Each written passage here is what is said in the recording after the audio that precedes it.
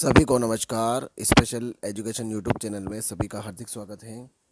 तो आप देख रहे हैं स्क्रीन पे खबर कि न्यूनतम सैलरी, पेंशन और ग्रेजुएटी में कितनी बढ़ोतरी।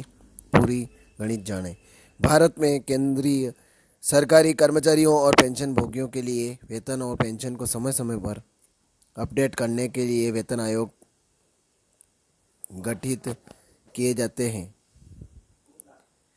ऑटो पे कमीशन की घोषणा हाल ही में की गई है, जो 1 जनवरी 2026 से प्रभावी होगी। यह आयोग लगभग 50 लाख सरकारी कर्मचारियों और 65 लाख पेंशन भोगियों को लाभान्वित करेगा।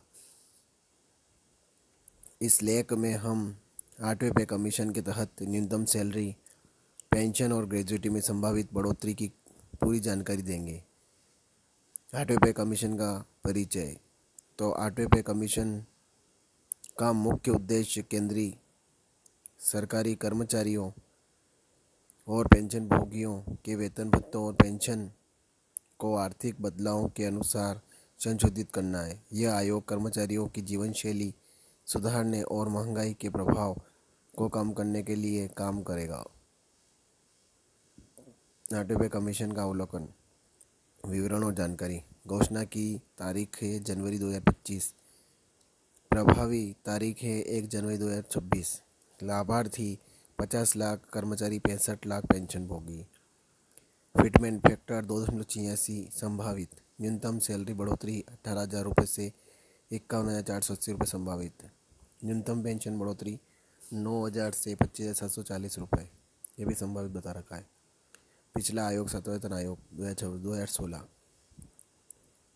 फिटमेंट फैक्टर क्या है, इसका महत्व।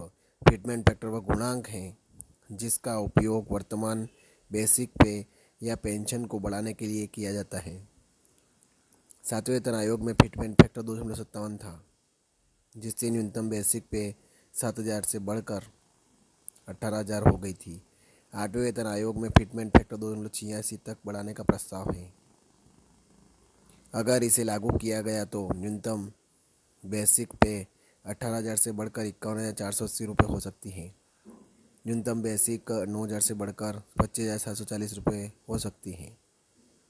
न्यूनतम सैलरी और पेंशन में संभावित बढ़ोतरी।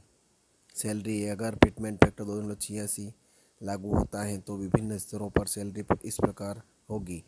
लेवल 1 वर्तमान बेसिक पे और संभावित बेसिक पे।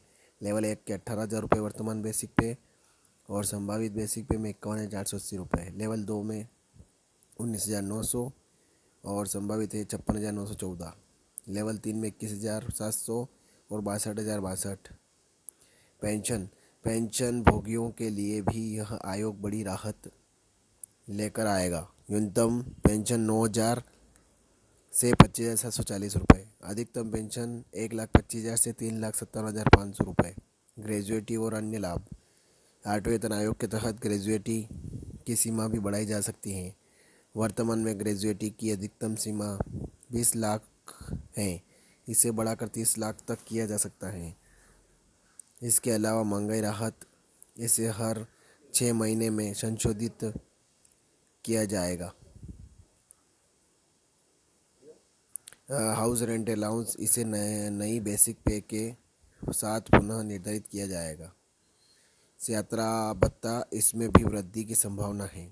सातवें और आठवें वेतन आयोग की तुलना। पैरामीटर, सातवें वेतन आयोग और आठवें वेतन आयोग संभावित। फिटमेंट फैक्टर 2.57 सातवें वेतन में और आठवें वेतन आयोग में 2.86।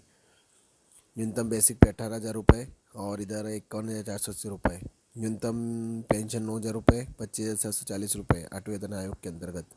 अधिकतम बेसिक पे 2,50,000 और आठवें वेतन में 6 लाख।